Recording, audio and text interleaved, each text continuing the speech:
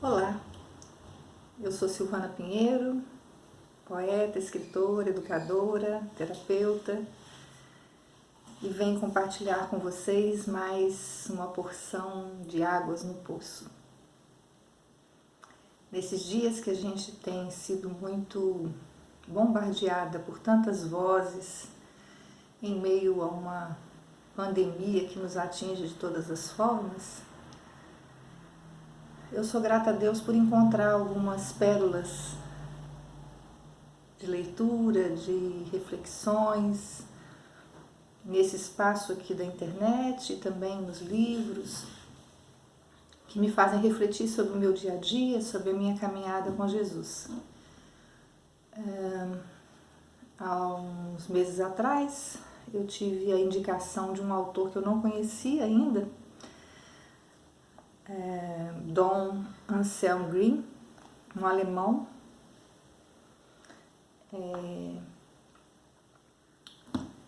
cristão, católico, beneditino, e por meio dessa indicação cheguei a esse livro aqui, da editora Vozes, chama Exercícios Espirituais para o Dia a Dia. E há umas semanas atrás eu terminei a leitura, mas continuo sendo impactada por algumas reflexões que o livro me trouxe. No capítulo 10 desse livro, ele fala do amor crucificado de Jesus. E ele então analisa a cruz como uma metáfora de um abraço. O abraço, o grande abraço de Jesus, o grande acolhimento que ele nos ofereceu veio por meio da cruz. Mas ele mostra nesse capítulo que esse abraço é um abraço que se mantém com os braços abertos. E aí ele analisa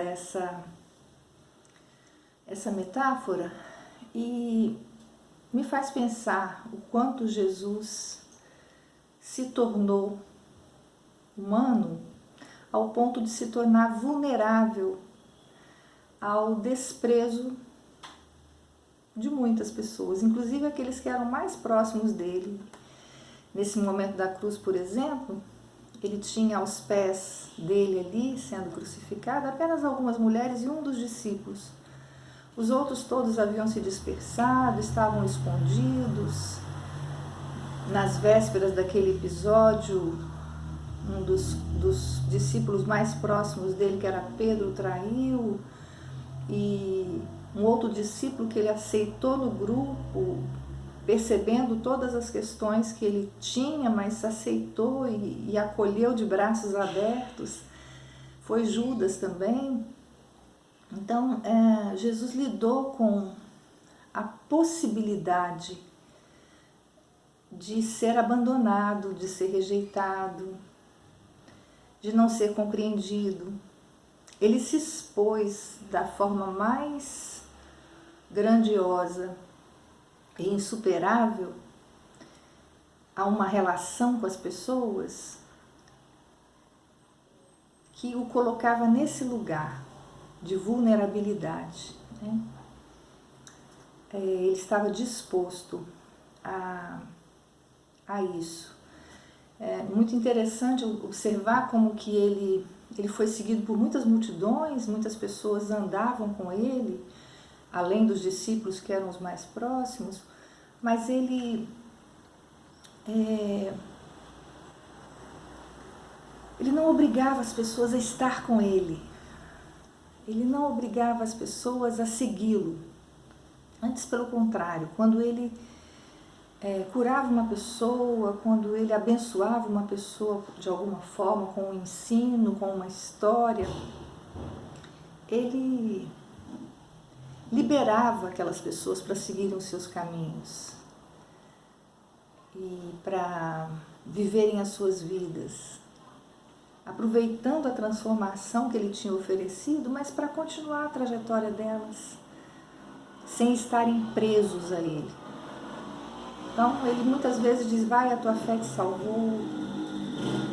E diz para um leproso, vai e se apresenta o sacerdote mostra que você está curado e volta para a sua cidade. Então ele não tinha essa pretensão de que todos aqueles que ele abençoava estivessem presos a ele. Ele tinha o desejo de que todos que tinham contato com ele e usufruíam daquilo que ele podia oferecer tivessem as suas vidas transformadas para prosseguir na vida, né? E é disso que ele fala, vou ler um trechinho aqui. O abraço é uma grande demonstração de amor. Entretanto, em um abraço eu também posso prender alguém. Na cruz vejo um amor diferente, um amor que não aprisiona, e sim deixa livre. É um amor de doação. Ele mesmo disse sobre este amor o seguinte: não existe maior amor do que dar sua vida por um amigo. E mais à frente ele fala que não existe amor sem dor, sem a possibilidade de não ser acolhido. Não existe expressão de amor, não existe abraço a ser dado que não implique na possibilidade de uma não compreensão, de uma rejeição, de um afastamento em algum momento, né? Jesus amou aqueles que o rejeitaram. Ele não se protegeu contra essas pessoas, não se tornou duro como uma pedra. E aí ele nos fala então dessa vulnerabilidade, né? Dessa impotência dos relacionamentos, né? Os relacionamentos mais profundos e mais amorosos são aqueles que nos permitem caminhar até longe daqueles que a gente ama.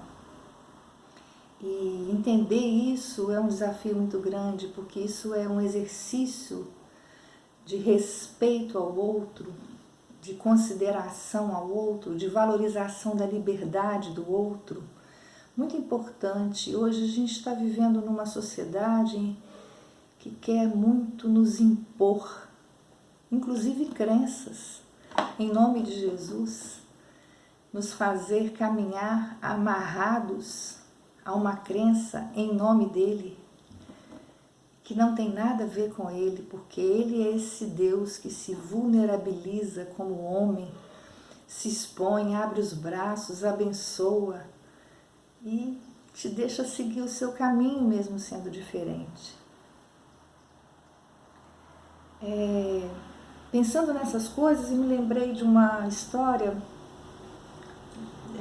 contada por Rubem Alves, que foi um filósofo, um psicanalista também, e que me abençoou muito na minha trajetória como educadora. Aprendi muito com ele, com os escritos dele. E na década de 80 e 90 ele publicou vários livros de contos infantis, que eram muito mais parábolas. A semelhança de Jesus, que ensinava também por histórias, ele contava muito mais narrativas como parábolas mesmo, querendo trazer algum fundo de ensino, né? Uma fábula, a semelhança das antigas fábulas. E ele então escreveu um livro chamado A Menina e o Pássaro Encantado. E infelizmente eu não achei o meu livro, que devo ter emprestado para alguém, mas nessa história ele fala de um relacionamento muito forte entre uma menina e um pássaro. E ela gostava tanto que muitas vezes ela queria deixar aquele pássaro dentro de uma gaiola. E quando isso acontecia, aquele pássaro perdia a sua força, perdia o seu encanto. A história, perdão, a história tem muito mais do que isso, né, que eu estou falando, mas é um resuminho. Quando a gente tenta prender o outro dentro das nossas gaiolas, dentro das nossas formatações, dentro da nossa maneira de desfrutar a vida A gente às vezes impede o outro de ser ele mesmo, e aí isso perde o encanto, né? Isso perde o encantamento que o outro tem. E o outro perde a força que ele tem, que a gente só é forte quando a gente é a gente mesmo. E também me lembrei, aí eu achei o livro, graças a Deus, de um capixaba, nosso cronista maior no Brasil, Rubem Braga, também um capixaba. E ele escreveu uma história no livro, acho que é a Ireti Copacabana. E foi, depois essa história foi publicada mais recentemente, alguns anos, em 2013, inclusive pela insistência e movimento de uma capixaba que eu amo muito, que é a professora Neila Maria Jaquinto, e ela lutou muito para que essa história fosse transformada num livro infantil, e chama O Menino e o Tuim. A história é muito bonita, fala de um menino que, não vou contar tudo, né? Não vou dar spoiler aqui, que eu queria que vocês lessem, conhecessem essa história muito interessante. Publicada pela editora Record, né? Na bandeira Galerinha. E nessa história, o menino encontra também um pássaro e ele cria uma amizade muito grande e ele se arrisca a deixar esse pássaro solto. E num determinado episódio que aparecem outros pássaros da mesma espécie, esse pássaro vai. E esse menino fica pensando, será que ele vai voltar, né? E ele volta. Ele foi, ele desfrutou aquele voo com os da sua espécie e voltou, né? Voltou para desfrutar aquela amizade. E aí esse menino ficou muito mal acostumado, achando que ele sempre fosse voltar. Em um outro episódio da história, ele permite isso de novo, ele arrisca, né? Ele se torna vulnerável deixando o outro ir, e ele arrisca e o pássaro não volta. E ele vai atrás para fazer ele voltar, e ele não volta. Até que ele consegue, né? Não vou dar detalhes mesmo, mas ele consegue. E enfim, no final, ele não consegue mais não deixar, ele não consegue mais deixar esse pássaro ir. O que ele faz? Ele corta as asas do pássaro. Ele poda as asas do pássaro. E aí, não vou contar o final, mas ele perde de vez esse pássaro. É isso que acontece, né? Quando a gente quer que o outro seja aquilo que nos preenche, aquilo que nos dá o que nos falta. Não permite o outro ser, ir e vir como ele é, como ele gosta de ser. E não permite ao outro voltar porque quer estar com você pelo que você é também. E nessa troca do que nós somos, a gente poder desfrutar o que tem de bom. Aí eu fiquei pensando que isso tem tanto a ver com o Sermão do Monte, quando Jesus fala da gente odiar os nossos inimigos, né? Odiar os nossos inimigos. Eu fiquei pensando, eu tenho inimigos? Bom, não sei, eu acho que eu não tenho inimigos, mas eu acho que tem gente que me tem como inimigo, talvez, né? Essa semana um amigo me perguntou, você acha que tem gente que não gosta de você? Eu falei assim, eu acho que tem gente que não gosta de mim. Apesar até de eu me achar uma pessoa razoavelmente gostável. Mas as pessoas podem não gostar da gente. As pessoas também podem não gostar daquilo que a gente gosta. E isso torna, às vezes, as relações impossíveis de caminhar juntas, né? A gente caminhar junto numa relação. E aí, tudo bem. Desde que eu continue respeitando o outro como ele é. Desde que eu continue amando esse outro do jeito que ele é. E às vezes amar significa permitir que o outro vá e viva a vida dele, do jeito que ele é, né? O que está tão difícil da gente conseguir na nossa sociedade hoje, tão polarizada, a gente quer que o outro, a gente quer convencer o outro, a gente quer o outro do nosso jeito, né?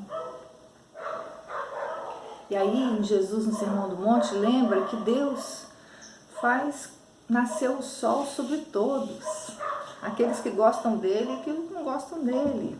Faz vir a chuva para todos, para aqueles que gostam dele e aqueles que não gostam dele, né? E aí, ele fala, termina assim, eu vou ler na versão A Mensagem.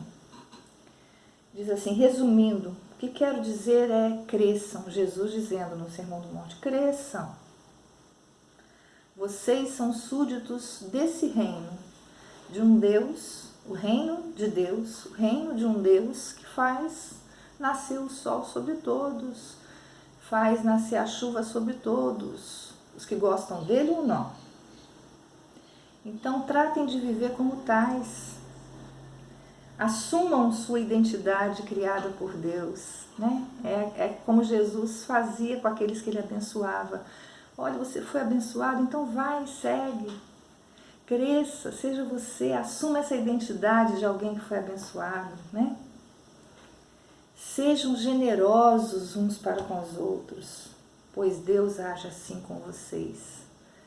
Então, a minha reflexão de hoje é que a gente seja generoso com o outro que é diferente de nós, o outro que pensa diferente de nós e que pode caminhar inclusive longe de nós, e está tudo bem.